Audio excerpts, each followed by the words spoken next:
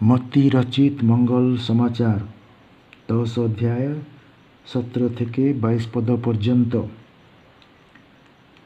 মানুষেদের বিষয়ে সাবধান থাক, কেননা তোমাদের তারা বিচার সভায় তুলে দেবে ও নিজেদের সমাজগৃহে তোমাদের কষাঘাত করবে।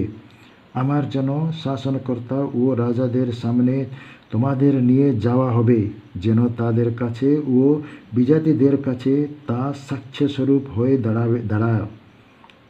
তবু যখন লোকেরা তোমাদের তুলে দেবে, তখন তোমরা কিভাবে কি বলবে তা নিয়ে চিন্তিত হয় না, কারণ তোমাদের যে কি বলতে হবে তা সেই ক্ষণেই তোমাদের বলে দেওয়া হবে। বাস্তবিকই তোমার কথা বলবে এমন নয়, তোমাদের পিতার সেই আত্মাই তোমাদের অন্তরে কথা বলবেন। আর ভাই ভাইকে ও পিতা ছেলেকে মৃত্যুর হাতে তুলে দেবে, আবার ছেলের মাতা পিতার বিপক্ষে উঠে তাদের হত্যা করবে।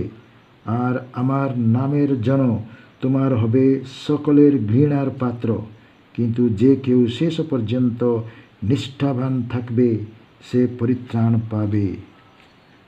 প্রভুর সুসমাচার।